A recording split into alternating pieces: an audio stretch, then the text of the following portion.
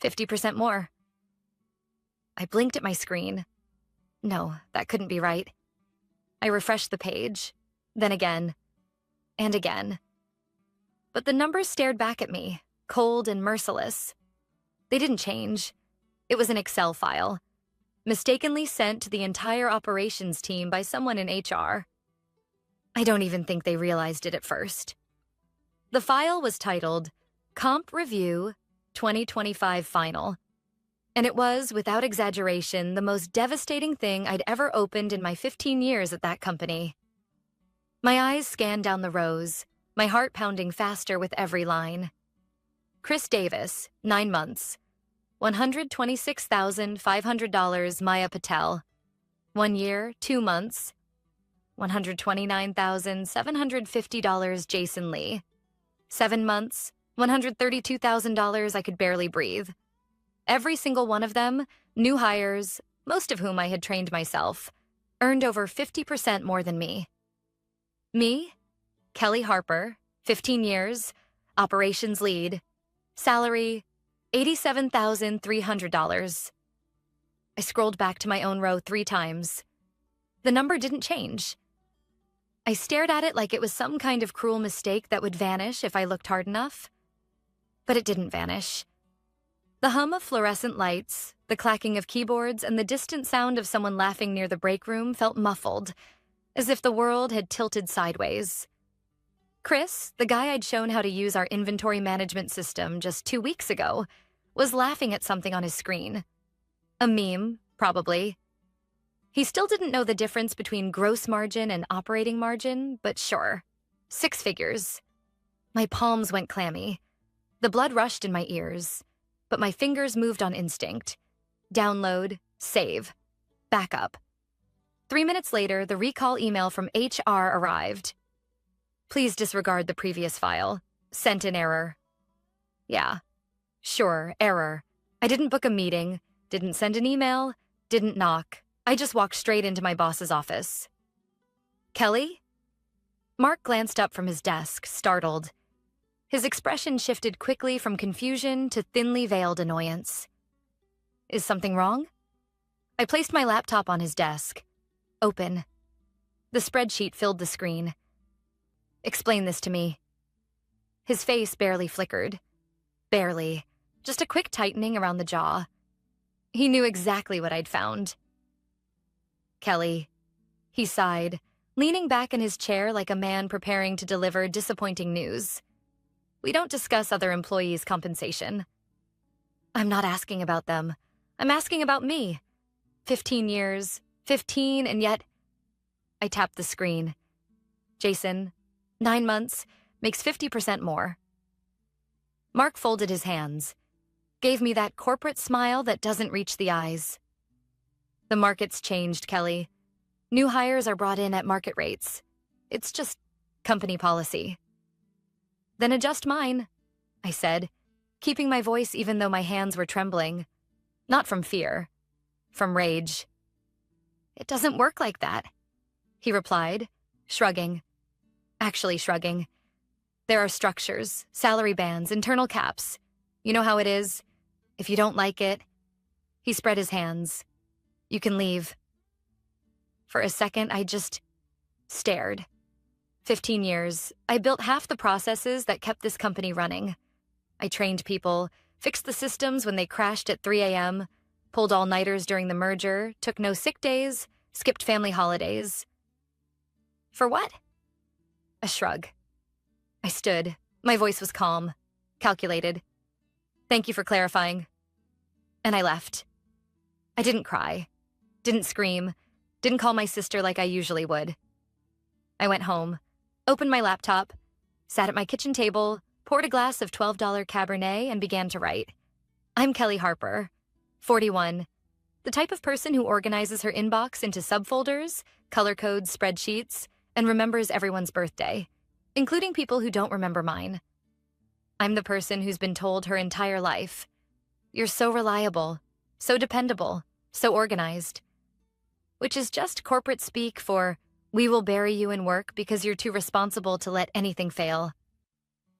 I started by documenting everything. A full timeline of my 15 years. 2010, hired as an operations associate. Reduced order processing errors by 37% within the first year. 2012, promoted to operations specialist. Built the first auto reconciliation system. 2014, prevented a $1.8 million contract failure by catching a supply chain error before shipment. 2016, implemented the logistics dashboard that's still used company-wide today. 2019, trained the entire new ops team after the merger. Stayed 72 hours straight during system failures. 15 years, projects, innovations, crises averted, dollars saved, time reclaimed. I spent the entire night compiling it. By dawn, I had a 48-page report titled, "The Hidden Costs of Institutional Knowledge Loss." On the final page, I ran the numbers. Value I'd generated for the company in the last fiscal year alone, $312,870. Cost to bring my salary to market rate, $45,000 adjustment. The math wasn't hard. I printed it, professionally bound it at the 24-hour print shop down the street. Then I went home, showered, pulled on the sharpest outfit I owned, a tailored navy blazer I hadn't worn since the last promotion that never came. And I slid one more thing into my bag before heading to the office. An envelope, with something inside that I knew would change everything the moment I placed it on Mark's desk. When I walked into the office that morning, something was different. I could feel it. Not from anyone else. Not yet. It was in me. For the first time in 15 years, I wasn't walking in as Kelly, the reliable one. The fixer. The one who quietly carried the weight while others collected the rewards. Numbered today, I was walking in as someone who had finally remembered her own worth. The hallway smelled like burnt coffee and cheap floor polish, same as always. But every step felt heavier, more deliberate, like I was pulling gravity behind me. I went straight to Mark's office. Tara, his assistant, glanced up from her desk, startled. "Kelly, do you have an appointment?" "No," I said, "but he's expecting me." I didn't knock, just pushed the door open. Mark looked up from his monitor, clearly caught off guard. Then his mouth pulled into that same smirk from yesterday. Smug, detached, already assuming he knew how this was going to play out. "Kelly." His tone was almost condescending. "Back so soon? What can I—" I walked straight to his desk and placed two things right in front of him. First, the 48-page professionally bound report titled, "The Hidden Costs of Institutional Knowledge Loss." And second, the envelope. His eyes flicked between them. "What's this?" "Start with the envelope." He opened it. Slowly. Careful. Inside was an offer letter. From North Star Logistics, our direct competitor. Position: Senior Director of Operational Strategy Base. Salary: $142,000. Bonus structure: 15% annual plus signing bonus. Start date: 2 weeks from today. His jaw actually tensed. For the first time since I'd known him, Mark didn't have a preloaded response. "I've had this offer for 2 months," I said, folding my arms. "But I wanted to give this company, this team, a chance to do the right thing first." He scanned the page. This isn't—" His fingers twitched against the paper. "This isn't necessary, Kelly. Let's not make rash decisions." I tapped the cover of my report. This document outlines 15 years of contributions. Projects delivered, crises managed, systems built.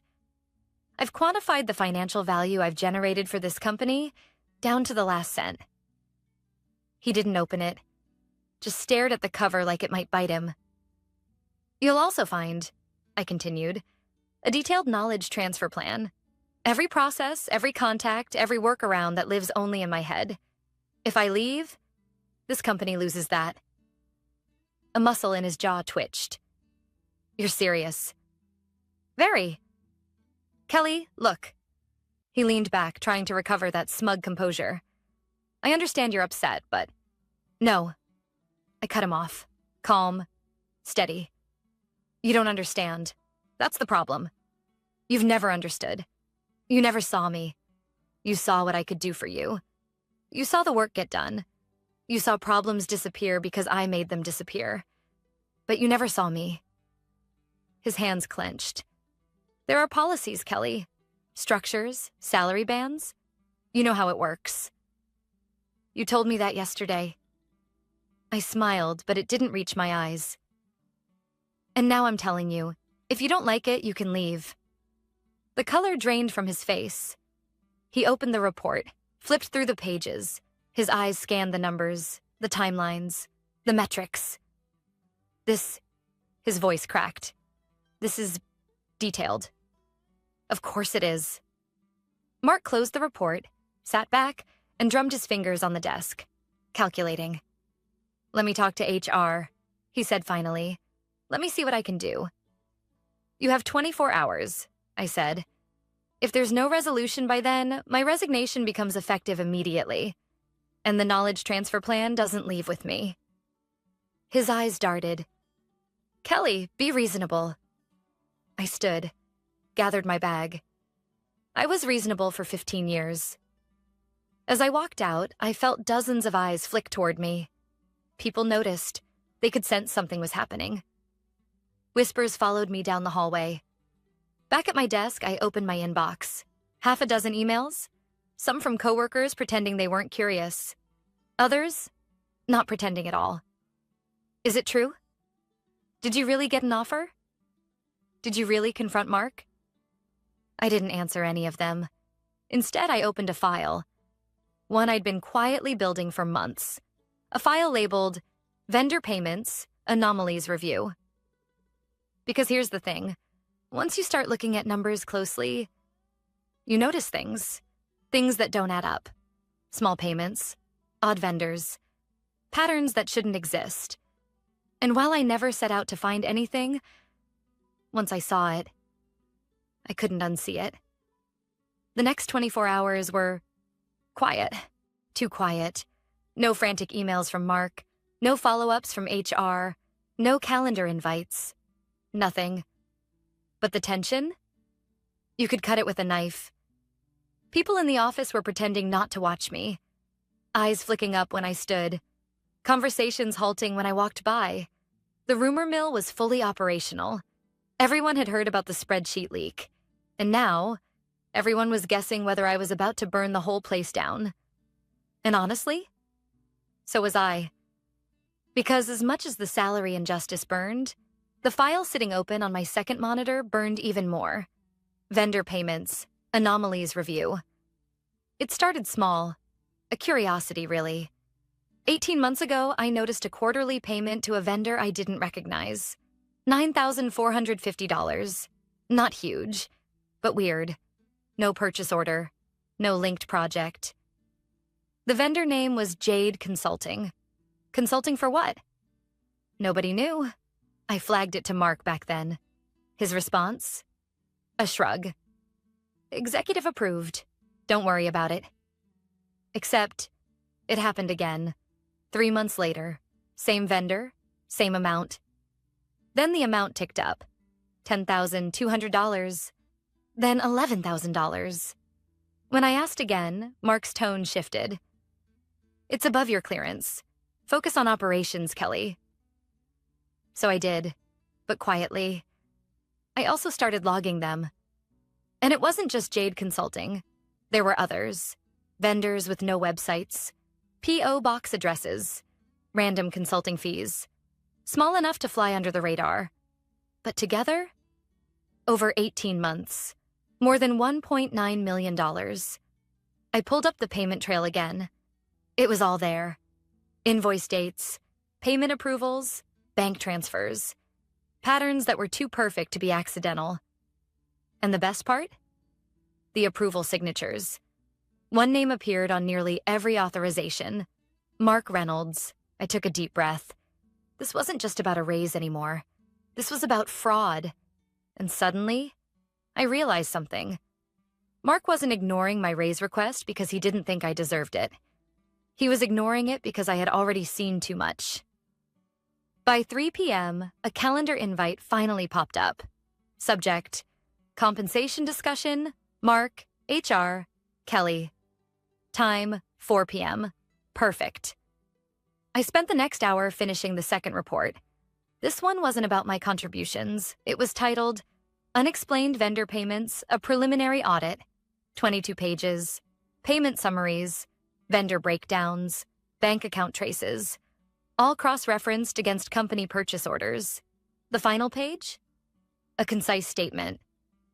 Preliminary analysis suggests unauthorized disbursement of approximately $1.9 million over 18 months, with a common approval pattern linked to Vice President Operations, Mark Reynolds. Was I nervous? Yeah, terrified actually. But something else had taken over. Cold clarity. At 4 o'clock sharp, I walked into the conference room. Mark was already there, tapping his pen against a notepad. Kyle from HR sat beside him, looking uncomfortable, scrolling on his phone like he didn't want to be there. Kelly, Mark nodded, fake smile back in place. Thanks for meeting with us. Of course. I sat, placed 2 folders on the table, one white, one red. Mark reached for the white one first. What's this? That's the compensation analysis I shared this morning, I said evenly. It outlines my value to the company relative to current market rates, along with my competing offer. Kyle from HR flipped it open, nodding. Very thorough, he mumbled. And the other? Mark asked, his fingers hovering over the red folder like it might bite him. That's a different conversation, I said, but one we'll need to have. Mark tensed. Let's start with the raise. By all means. I leaned back. I assume you've prepared a proposal. He cleared his throat.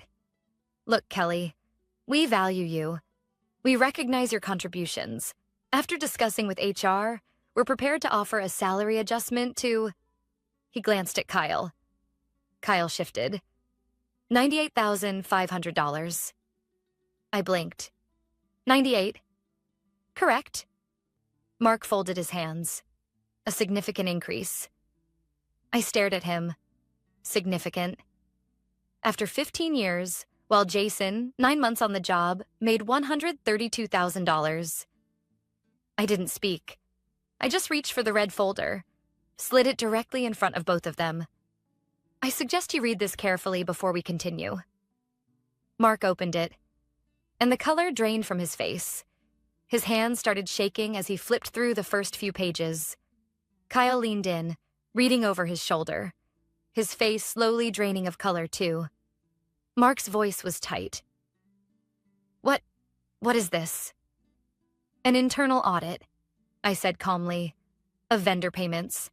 Specifically, consulting fees authorized without supporting documentation, without purchase orders, and without project linkage.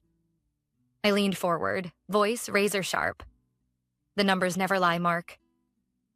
The room went dead silent. Kyle was the first to speak, his voice barely above a whisper. I need to notify legal. Mark stood suddenly. This meeting is over. No, Mark, I said, standing too. This meeting is just getting started. Mark stormed out of the conference room so fast that Kyle from HR had to scramble to pick up his laptop and follow. The red folder sat there on the table, wide open. Pages fluttered slightly under the weak breath of the air conditioner. I didn't move. Not yet. Through the glass walls, I watched Mark head straight down the hallway, toward the executive suite. His shoulders hunched, steps stiff. People glanced up from their desks, heads swiveling like spectators at a tennis match. No one said a word, but everyone was watching. Something was happening, and everyone knew it. I stood, gathered both folders, and walked, slow, deliberate, back to my desk. My heart was hammering, but my hands were steady. Not 5 minutes later, an email hit my inbox. Subject: Meeting request, urgent, from Vanessa Hall, Chief Operating Officer. Time, 5 p.m., Executive Conference Room. No subject line fluff. No polite greetings, just urgent. Yeah, no kidding. At 4:58, I made my way toward the executive wing. I'd only been in that conference room twice in 15 years, once for a Christmas party planning meeting, the other when they briefed the team during the merger, never as someone sitting at the table. Tara, the executive assistant, barely glanced at me as she opened the door, but her expression was pale, like someone who knew she was watching a storm roll in and couldn't do anything to stop it. Inside were 4 people. Vanessa Hall, COO, calm, controlled, but her eyes were sharp, calculating. Garrett Monroe, CFO. Leaned forward, brows furrowed, hands steepled like a man preparing to negotiate a hostage release. Kyle from HR, looking like he desperately wished the floor would open and swallow him. And Mark.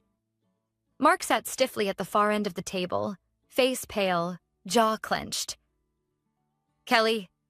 Vanessa nodded to the chair across from her. Please, sit. I placed both folders on the table again, white and red. No one asked what they were this time. They already knew. Garrett tapped the red folder with one finger. We've reviewed this, thoroughly. I stayed quiet, just folded my hands and waited. Vanessa spoke next. First, we want to be clear that the company takes allegations of financial misconduct very seriously. The corporate damage control script. Here we go. That said, Garrett continued, we also recognize your concerns regarding your compensation, and we're prepared to address that immediately. He slid a printed offer letter across the table. $152,000 salary, $30,000 retention bonus, promotion to senior director of operations, immediate seat at the leadership table. I glanced at it, slowly, lifted one eyebrow. That's quite a jump from yesterday's offer of 98. Kyle flinched like I'd slapped him. Garrett coughed. Circumstances have evolved. Vanessa folded her hands. In exchange, the company requests that you sign the enclosed confidentiality agreement regarding both compensation structures and any operational irregularities you may have come across. There it was, the real purpose of this meeting. Not rewarding me, not valuing me, silencing me. I let the silence stretch, counted to 5. Let them stew in it. Then leaned forward, voice low but steady. You do realize that a confidentiality agreement doesn't cover criminal activity, right? Mark stiffened. His face went completely rigid. Garrett's fingers twitched. Vanessa's expression didn't change, but her eyes narrowed ever so slightly. I'm not making accusations, I continued, merely observations, documented ones. I tapped the red folder. But if you'd like, I can forward this to the board, or... I shrugged. The authorities. Kyle actually made a small choking sound. Garrett shot him a warning look. Vanessa stayed composed. Kelly, let's not escalate unnecessarily. We believe this can be handled internally.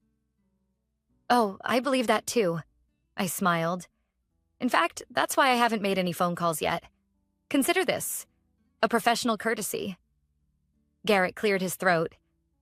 What would it take to resolve this? Fully. There it was, the ask. The moment the power fully flipped.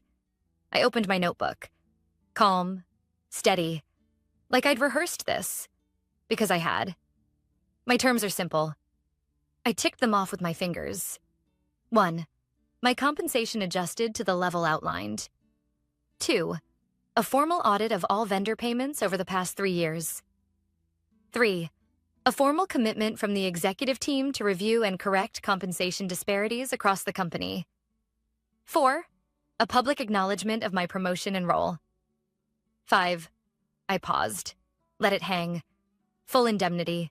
No retaliation clauses. In writing, Mark's face went beet red. This is blackmail, he hissed. I tilted my head. No, Mark, this is negotiation. Or did you forget how that works? Vanessa exchanged a long glance with Garrett, calculating, measuring, trying to figure out how much damage I could do if I walked. Garrett sighed. We need time to review this. Not too much time, I said, standing. My offer expires in 48 hours. After that, I closed the red folder with a snap. I'm done being polite. As I walked out, Mark's voice followed me, low, bitter, furious. You're making a mistake, Kelly. I didn't look back. No, Mark, you did. 15 years ago. The next morning felt different. I expected anxiety, nerves, maybe even regret. Instead, clarity.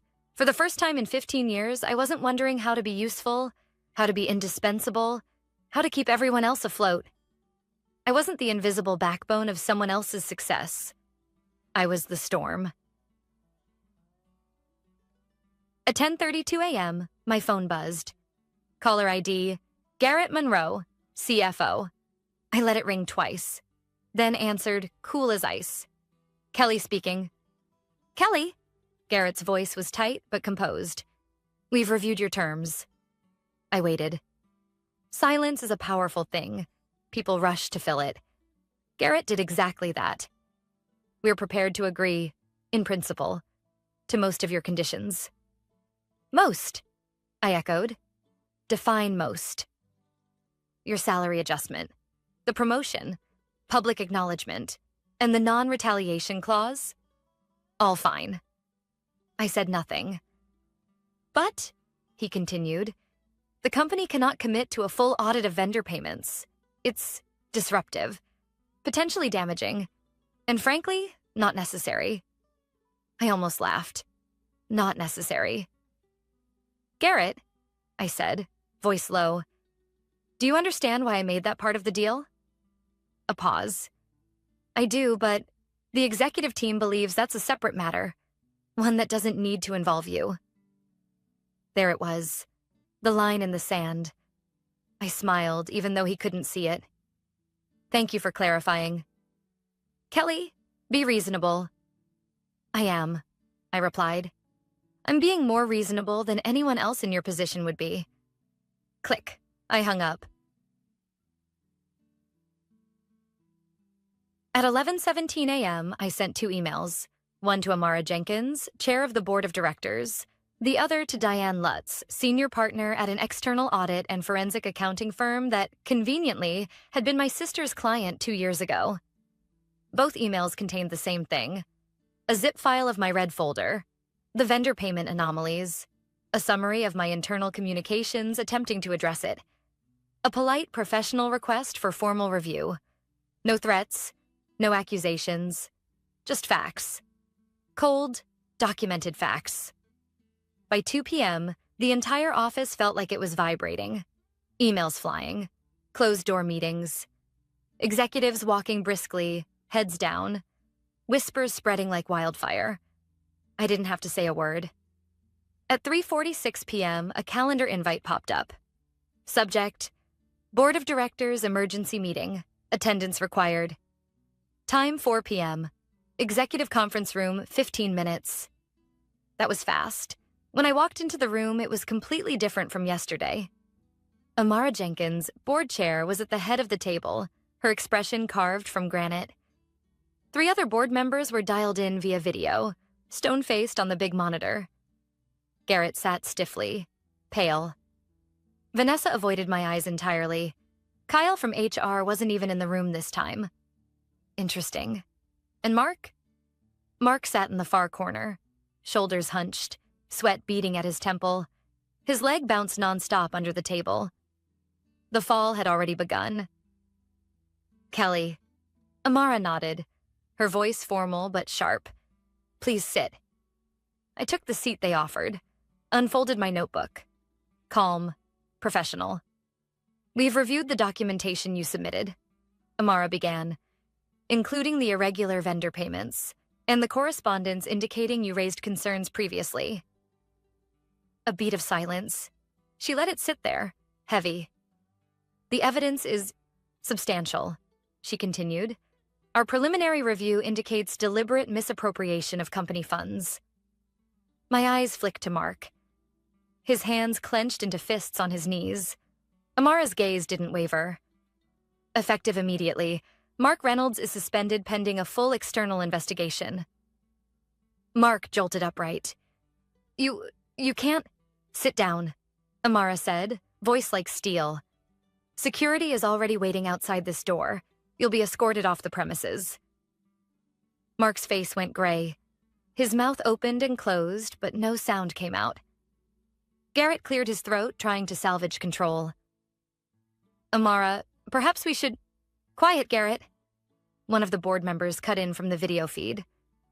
You are not in a position to negotiate right now. Amara turned back to me. Kelly, first, let me say, what you've done here took extraordinary courage. I nodded. Thank you. The board is fully committed to addressing not only the fraud, but also the broader cultural issues that allowed this to go unnoticed for so long. Vanessa finally spoke, her voice thin. We had no idea. Did you? Amara's eyes pinned her down like a butterfly in a glass case. Because Kelly reported this, and you did nothing. Vanessa went quiet. Amara continued, We would like to formally offer you the role of Vice President of Operational Integrity. Your compensation will be commensurate with executive leadership. Your first task will be assisting the forensic audit, and after that, rebuilding the operational systems to prevent this from ever happening again. I sat for a long moment, processing, measuring. Then I smiled, slowly. I accept. As Mark was escorted past the glass walls, his face a mask of disbelief, I caught his eye. And for the first time, he looked away. He couldn't even look me in the face. Because he knew. The person he'd underestimated for 15 years had just brought the house down. When I stepped into my new office, a corner suite with floor-to-ceiling windows overlooking the city, it didn't feel like victory. Not at first. It felt strange. 15 years of walking these same halls, head down, unseen. 15 years of solving problems that other people took credit for. Of watching promotions pass me by. Of hearing, you're so reliable. Code for will overload you because you won't complain. And now? I was sitting on the other side of the table. Not because someone finally gave me a seat. Because I took it. The fallout came faster than anyone expected. Within 48 hours of the board meeting, the forensic audit team uncovered even more than I had. The fraudulent vendor accounts Mark had used weren't his only scheme. There were kickbacks, falsified consulting fees, and hush payments buried under miscellaneous expense codes. The total? Over $3.4 million siphoned over 5 years. Garrett, the CFO, was removed within a week. Not for participating in the fraud, but for gross negligence. His signature was on too many approvals he never bothered to read. He quietly resigned with a generic press release citing personal reasons. Vanessa, the COO, lasted a little longer, but when it became clear the board was cleaning house, she jumped ship to a startup. And 2 months later, that company quietly terminated her after leadership concerns. As for Mark, criminal charges, wire fraud, embezzlement, corporate theft. Last I heard, his trial was scheduled for next spring. The company survived, barely. The scandal made headlines, stock prices tanked, clients threatened to walk. But it didn't collapse, thanks in part to the fact that I, the person who designed half the operational systems, was still here. In my first 3 months as Vice President of Operational Integrity, I implemented sweeping changes, transparent vendor processes, a new whistleblower policy, mandatory quarterly audits, and, my personal favorite, a complete overhaul of the compensation structure. No more secrets, no more market conditions excuses. If you did the work, you got paid what you were worth. Period. I remember one afternoon walking past the break room, overhearing someone whisper to a coworker, "Man, you don't mess with Kelly." I smiled, because they were right. Not anymore. A few weeks after the dust settled, I had dinner with my sister. Meredith looked at me across the table, grinning. "I still can't believe you did it." I swirled my wine. "Believe it. The old you would have just taken it. Just kept your head down." I nodded. She's gone. Meredith laughed. Good. Because the new Kelly? The one who knows exactly what she's worth? She's terrifying. And I love her. A few months later, an email landed in my inbox. Subject: Opportunity. Would love to discuss. From Catherine Wu, CEO of Apex Global Logistics. I opened it. Read the first line. We were impressed by how you handled the operational crisis at your current company. We'd like to offer you the role of Chief Operating Officer. Let's talk. I smiled. Because now they saw me. Did I take it? Maybe. Maybe not. That's not the point. The point is, I don't stay where I'm not valued anymore. Not in jobs, not in friendships, not in relationships. I don't beg to be seen. I don't accept that's just company policy as an excuse for being treated like I'm disposable. And neither should you.